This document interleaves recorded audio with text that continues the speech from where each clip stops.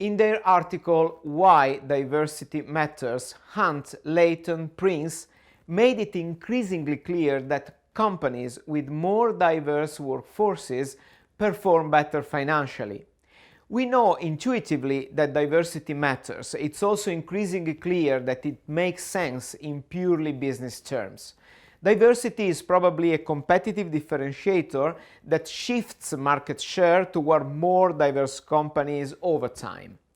While correlation does not equal causation, greater gender and ethnic diversity in corporate leadership doesn't automatically translate into more profit, the correlation does indicate that when companies commit themselves to diverse leadership, they are more successful.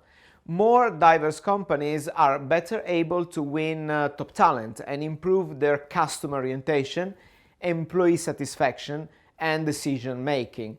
And all that leads to a virtuous circle of increasing returns.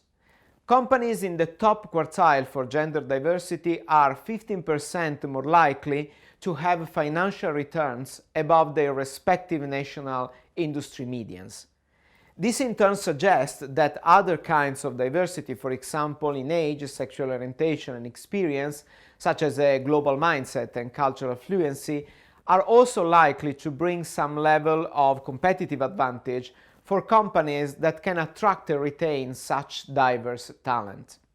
In the United Kingdom, senior executive teams proved a 3.5% increase in earnings before interest and taxes with every 10% increase in gender diversity.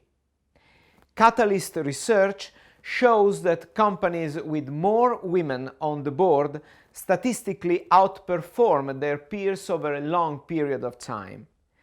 Deloitte Australia research shows that inclusive teams outperform their peers by 80% in team-based assessments. Men and women have different viewpoints, ideas, and market insights, which enables better problem solving. Gender diversity is vital to any workplace, not just because it's a laudable goal. It simply makes bottom-line business sense.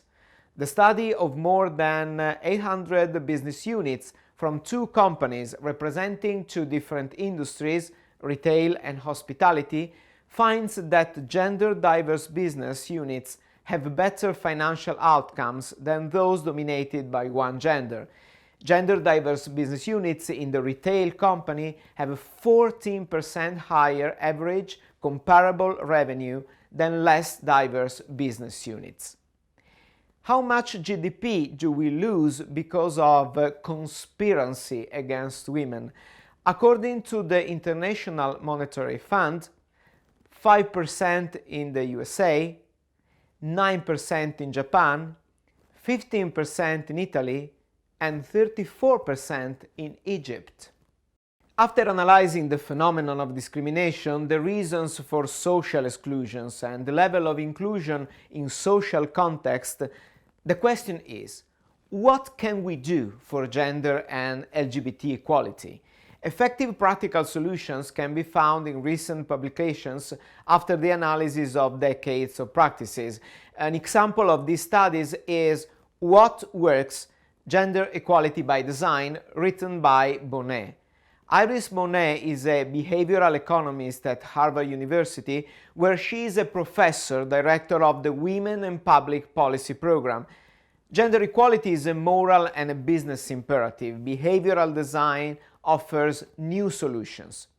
Presenting research-based solutions, Iris Bonnet hands us the tools we need to move the needle in classrooms and boardrooms, in hiring and promotion, benefiting businesses, governments, and the lives of millions.